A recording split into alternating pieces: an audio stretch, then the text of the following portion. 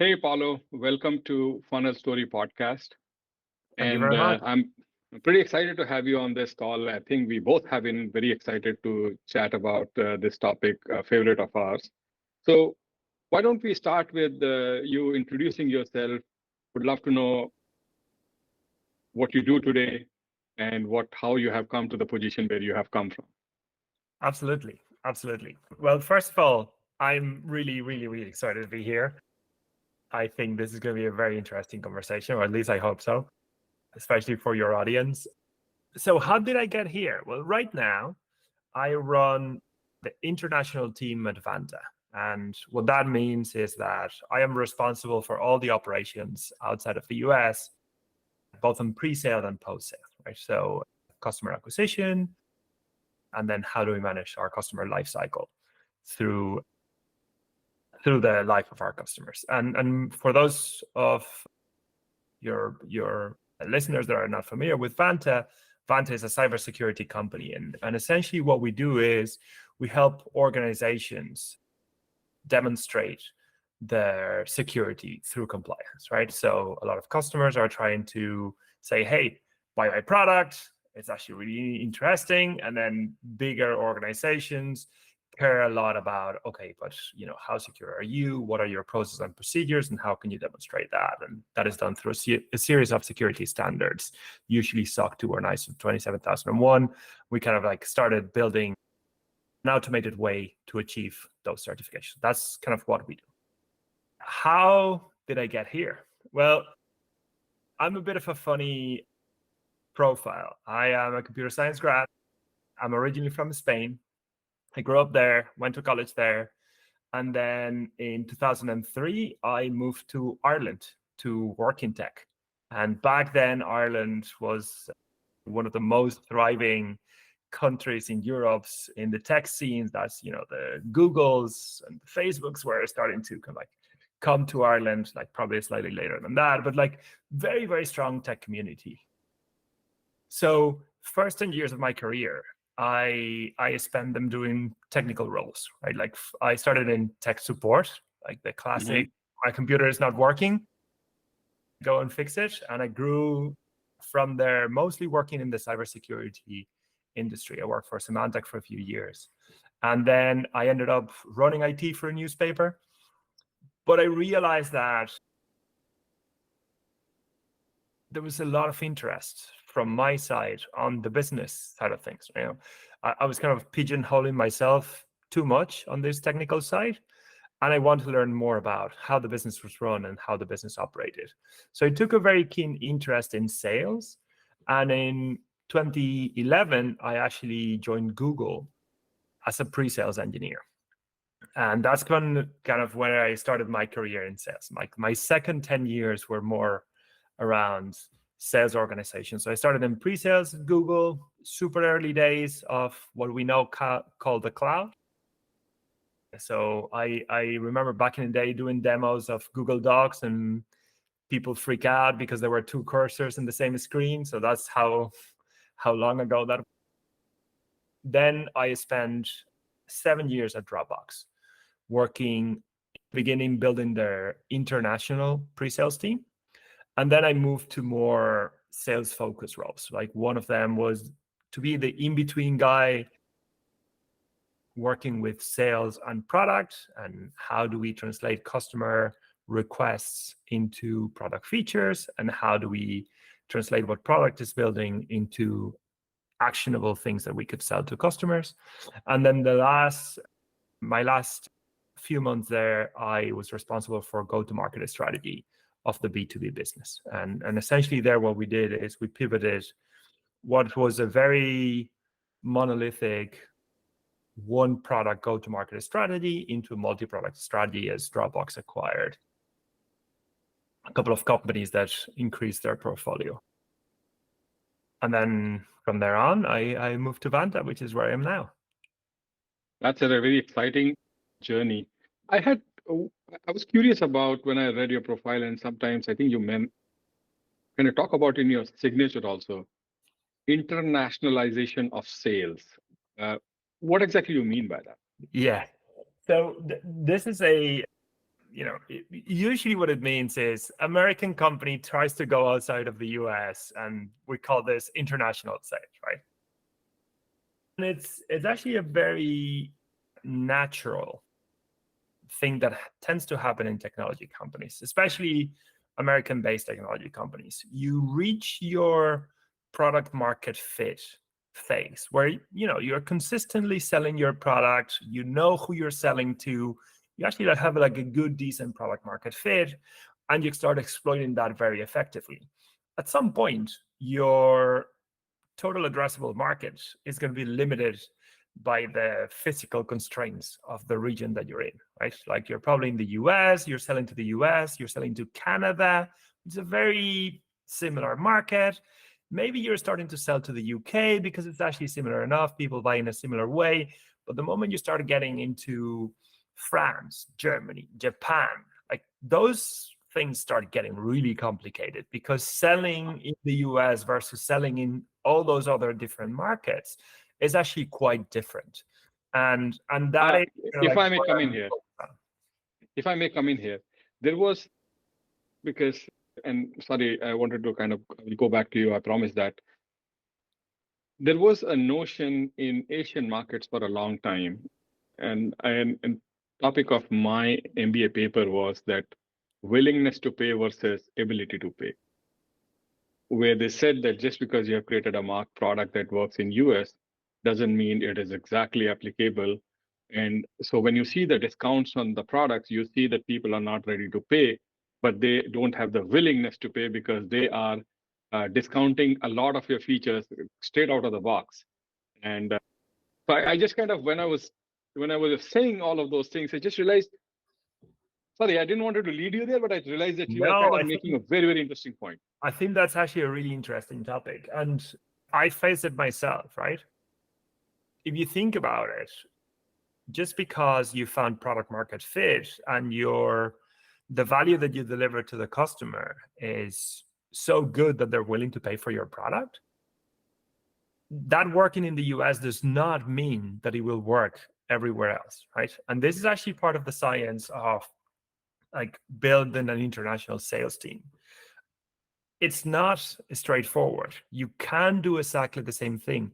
You will need to understand how each market behaves and how the market operates internally. For example, some of the markets that we operate in, it's actually cheaper for people to pay a consultant to do jobs manually than to automate your compliance process, right? Just because labor is so cheap in those markets. Whereas in the US, it's not. Therefore, compliance automation makes a lot of sense. So that is exactly what you're mentioning there, Alok. It's about, are people willing to pay for your product? It's like, it's great product, I really like it, but it doesn't make sense for me to pay it because I can pay a human to do that job and it costs me less. Why am I going to pay a software company to do that, right? Absolutely. I think there is a couple of podcasts that we can just record on that topic of how the sales can be internationalized. But I wanted to kind of come back to the common interest of ours, which is the PLG and the sales engineering. So I will straight out of the bat, using cricket metaphor, by the way.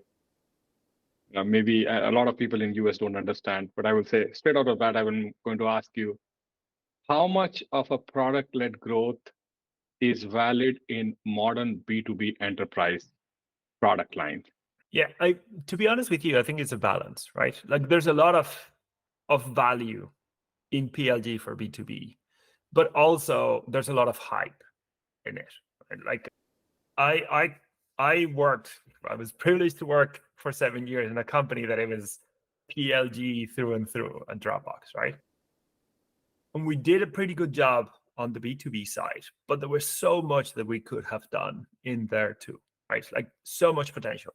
However, it's very complicated because the B2B market does not operate in the same way as the B2C market.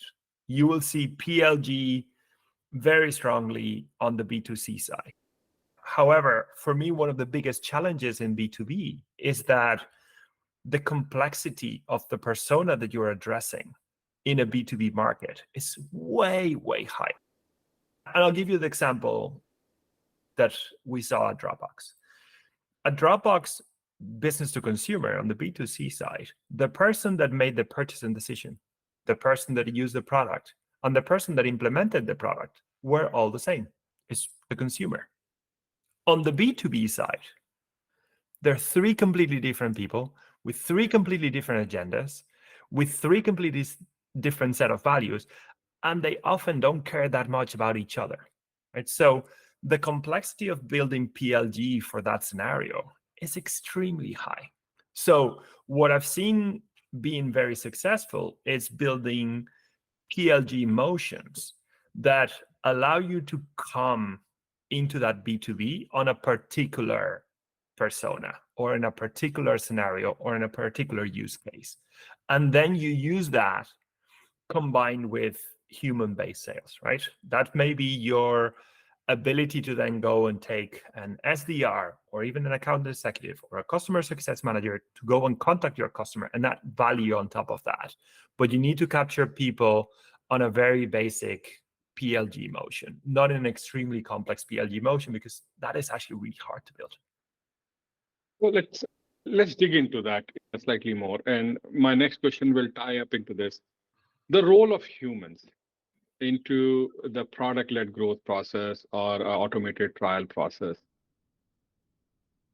One of the quandaries of this entire system and that discussion is that when a person who has signed up for your product, especially for slightly more enterprise use cases where you are talking, for example, let's say trying out a security product or like trying out a code analysis product or even SOC 2 product like yours or a compliance product like yours. It's not an Amazon shop. It's not like that you're coming here to research what you don't know anything about it. Amazon is a food product and it can apply to all kind of people. You are talking specifically about compliance, which means if you're signing up, let's say for free trial for Vanta, if Vanta was offering one, then you have automatically qualified yourself to a large extent. You know what you're talking about. You know what the terms compliance. If you're talking about a specific SOC, you broadly have heard about that term. You know that thing. At that point of time, let's say I start to try out the product. If you send me a traditional SDR in my way and say, hey, I want to talk to you, guess what I want to ask you? Can I all the qualifying question, what are you doing? How do you know about it? You're wasting my time. I already, by the act of my intent of signing up and coming here, I've already qualified 85%. Why are you spending my time? You let me get deeper into the product, because if I like your product, I will come there. So the question where I'm asking is SDRs, are SDRs in that sense relevant, or there is a new role, people call it product assist, that is required to intervene at that job? Who is that human actually who will intervene at a PLG level? Super interesting insight there. I think definitely it's not an SDR, right? I completely agree with you. The moment that you enter a trial or an evaluation, you're already qualifying yourself into that trial. I don't think an SDR can really help that qualification. But I'm actually going to answer a question that you're not asking. It's really about how you build that trial. Normally, what you do is you build a trial for a particular use case. So you funnel people into that trial, but those people need to fall into that category. If they don't, that trial is not going to be successful. And I think there's two components of where a human can help in there. The first one is making sure that if you're the right persona for the trial, if you're coming in for the right reason, if you qualified yourself in, I'm actually helping you get more value than what the PLG product is allowing you to get out of the product. And I don't think that role is an SDR. That role needs to be, in my opinion, somebody can actually have proper technical conversation. Yeah, so those are things, for example, that we did at Dropbox at some point, where we would put people through the trials and we would have pre-sales engineers engage with them to try to understand, hey, can I help you get more value than what you're already getting? Have you realized that you can do all these other things on top of the product that you're not able to do, or it's not very obvious that you can do just because I'm designing this for a particular persona, and you may actually be on the fringe on that. And I think that was a really valuable engagement that the customer had with our technical teams. But again, not a very scalable way of doing it, because you need to put somebody, if you look at it from a value ratio perspective, you're putting a very expensive resource to engage with a trial. So you want to make sure that those people are as qualified as possible into that trial. Absolutely. That raises a couple of questions. And those questions are, I will say, both sides of the aisle, if you will. One thing you interestingly talked about, and I think I have spent some time thinking about, is that, like you said, PLG is designed with reduction of choices, where you are saying these are the persona for which has been designed, and you expect, let's say, 70-80% of your audience to drop into that funnel. Yeah. In general, that's a hope, but in enterprise world, many of the times it won't. If you go to a bank, buy your PLG, they are never going to buy anything out of you. We all know that. But you still want to give them a trial, and at that point of time, sales team and sales engineers play a great role in designing the trial for what you want. So that's one thing. But then what you're saying is that once somebody comes to the trial, at that point of time, they might realize that they entered the funnel easily, but then they're realizing that the product can work in many different ways with many use cases. And at that point of time, a pre-sales engineer or a sales engineer is useful. Did I get that right? That you see the value of a sales engineer, both sides of the funnel, both sides of the process? Oh, absolutely. I think pre-sales engineer, and sometimes they're just like implementation engineers. You can have multiple roles doing that. But I think in both sides of the funnel, they're incredibly useful, because they have way more insights from a technical level on the product than a sales rep or an SDR may have. And at that point, as you said before, like the customer already has qualified themselves. There's actually one extra layer that you can add on top, which I think is very interesting, and is about how many insights do you have on that customer? Like, what signals are you getting into that trial that will probably give you a good idea of what type of person needs to engage in there? Let's say, for example, you are going for a trial of Dropbox Business, and you are a 20 people company that shares mostly files, and that probably will go through the trial without any human interaction. The product is perfectly built for you. Let's say you're a bank with 20,000 employees and you go through a trial. That trial is not going to be successful per se. It's like that is not designed for that persona. However, if at that time you engage with the person at a meaningful level, not asking them, basic qualifying questions. It's like, hey, what are you trying to achieve? How can I help you? I'm a really good product expert. Then you can actually go and engage with that customer and start what came in as a PLG motion, kind of start becoming a human-led motion, right?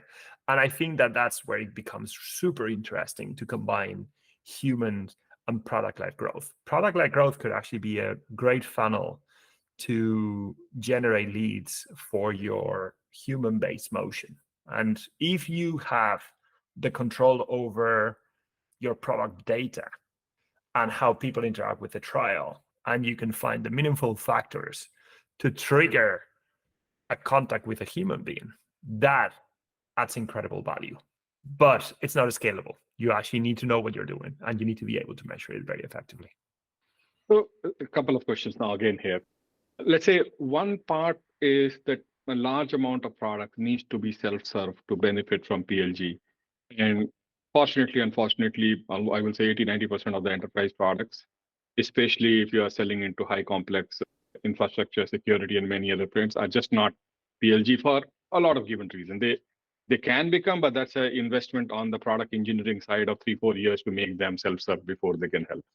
Which means that we will have the role of people who are managing sales trial for a long, long time. In that sense, the question that comes in, that is how do we fit in the pre-sales engineers to benefit from the product data and the customer activity data to do their job in situation where we are conducting trial, but they are not PLG? Yeah. It's the age-old question. I think you need to think about pre-sales engineers also as demand generation engineers, right? And that's the hat that they will be using in that particular scenario. If you only measure your sales engineers on the output of the activities they do together with a sales rep, which is normally the way that you operate them, then it's going to be very difficult to allow them to perform their duties in this other situation. Whereas if you give them the flexibility to come in and be useful in that particular scenario where your PLG motion actually capture the customer really well, but it's not going to be able to finish that trial. Like, so almost think about PLG as a inbound mechanism into your sales engine. What are you going to do? You can either let the customer drop and they're never going to go through your PLG motion to finish that trial. You're going to fail miserably. Or you invest in building the right product signals for you to alert somebody to do that. Once you actually have mastered that motion, and if you're able to build a good transfer of knowledge from that team into product, you can actually improve your PLG motion and make it work towards your advantage. But that is actually super important, that there's a deep intrinsic relationship between those engineers working on the trials and that product team building the PLG motion, because what the human learns to do and the patterns that humans are able to detect, they need to start becoming part of that PLG motion and start scaling those humans, because like humans don't scale very well. Product scales incredibly well. And how do you build that relationship between those two teams so they learn from each other and they push each other's boundaries? That's actually key. You said very interesting things. Humans don't scale very well. And this is kind of my issue, which I have kind of started to focus on. And I've heard this from many folks. I actually recorded a podcast with one of the customer success folks who came to us, who said, look, the single biggest problem with many tools is that how easily you can collect the data from product that can be actually utilized. I mean, average customer success tool, what I'm hearing is takes 3 to 5 months to just integrate with the data to make any kind of sense or any kind of use of activity data.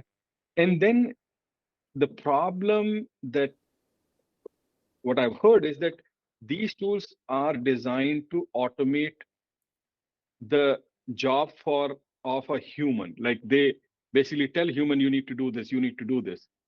And what I heard is that actually people want, why can't the product do it automatically, a lot of mundane tasks? Like Exactly. you don't need a human to do those things. Why are you demanding a human? Just do it. Just make us something which basically interacts with the customer and have the humans come in when they have the actual value of a human coming in the flow. You don't need a human every time because, as you said, humans are not scalable. There is a limited amount of people. It should be possible to automate a lot of things. So the question is twice. Let's start with first. The first part of the question is how easy or tough is to get this data out on the system? What has been your experience? The data is actually easy to get out of the system. The problem is you don't know which data is relevant. That is actually the big issue. Like I remember in my Dropbox days, we had this data lake and there were 28 factors that affected a renewal. And it took us a while to figure out which were those data points. Once we figured that out, then we started working in prioritizing them and say, okay, hold on a second. These 5 are critical. If these 5 are not happening, we're not going to renew this customer, or this customer is not going to go through the trial. So you start building on that, and then you start automating and bringing that knowledge into the PLG motion, right? I think one of the things that we underestimate the most, and I'm putting my technical hat on this one, is that we don't trust enough the humans that work with us, and we don't build that relationship with the humans that work with us. If you are in an organization with 20 customer success managers, you don't need to build that knowledge. Those people will have an instinct that tells them when something is about to happen. They cannot verbalize it. They may not be able to give you the data point that you need, but they do have the knowledge. So I think our job as engineers is to go and seek that knowledge that exists intrinsically in our customer success organization, extract it from their brains, and make sure that we implement it in a thoughtful way in the product. However, that is super complicated to do, right? Because most of these companies that are facing this situation, they're in hyper growth mode. And when you're in hyper growth, you don't have the luxury of time to just sit down and think really thoughtfully about these problems. You're trying to solve things as quickly as you can. So product is probably not focused on this because the management team just keeps throwing humans at the problem. Like, if you know how to do customer success and it works really well, just throw more humans at it, up until the point where it's just not scalable anymore. And then you actually need to say, oh, it's like, this doesn't scale anymore. We've reached this peak point. How can we take this knowledge and either automate it or automate the work of the customer success manager with all these customer success tools, which is one option. Or how do we take that knowledge and bring it back to product and simplify the way the product works, or automate that work in product so we don't need to have a human to do it, right? So you are a votary of automating the mundane task by having some sort of product automation built into that rather than humans do it. And customer success or sales engineering team, actually, sales trials and customer success, at a high level, they are both same things. It's just time frame is different. Yeah. Right. So you are saying that you are also kind of coming on the side that we should automate the mundane and use the data to help sales engineer or customer success people focus on what's more important. I put this from a customer lens. If I'm a customer, I'm going to go and buy your product. I don't want to talk to you unless you add value. Absolutely. Right? That's the reality. Like, I don't want to hear from you. But if you add value, I'm like, all right, cool. Now I really want to hear from you because you're adding value to my experience. And I think that this is where these two worlds collide. Right? Like, sometimes we kind of like build these processes with the best intention possible, right? Like, we're trying to scale something that is difficult to scale. It's actually like, we're not talking about really simple things that we're trying to do. It's actually fairly complex. We're trying to automate it. We're trying to build economies of scale. But if we put our customer hat on, we need to put humans where they add value. If they don't, that needs to be done by a machine. That needs to be software. Like, we need to build it in product.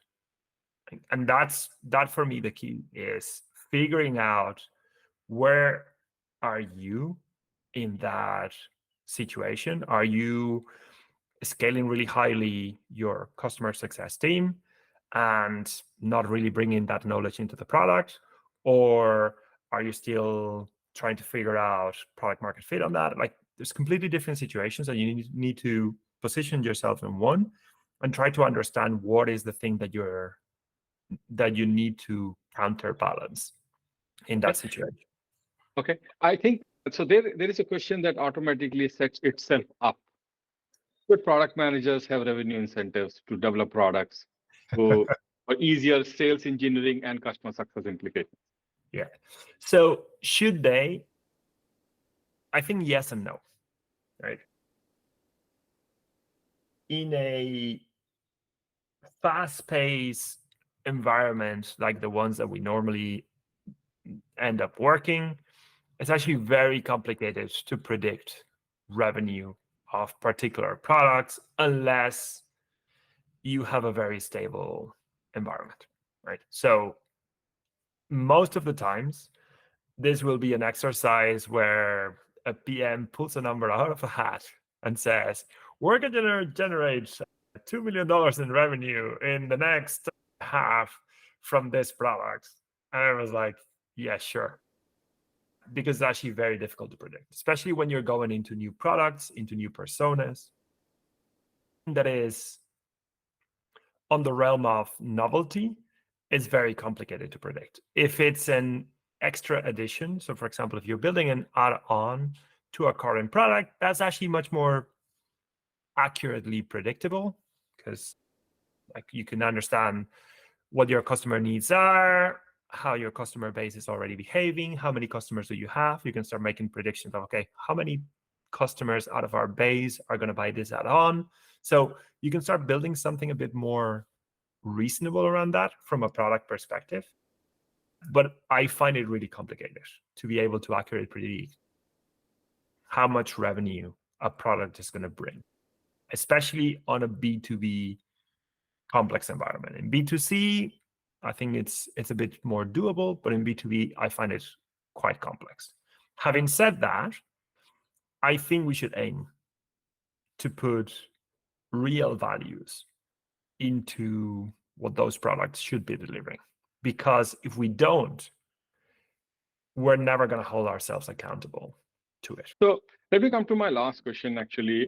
So we have been going back and forth into pre-sales and customer success for some time now, right? And I think we both kind of agree that both of them are now using the same data items to kind of make the judgment call. It's just that the sequencing and the time window is slightly different. Otherwise, you're looking for the similar signals, how people are using it, and so forth and so on. But there is something very interesting that is happening in recent times. Like 10 years back, you have the bulk of the sales happening at the sale time, first sale time, where you land along with a large deal.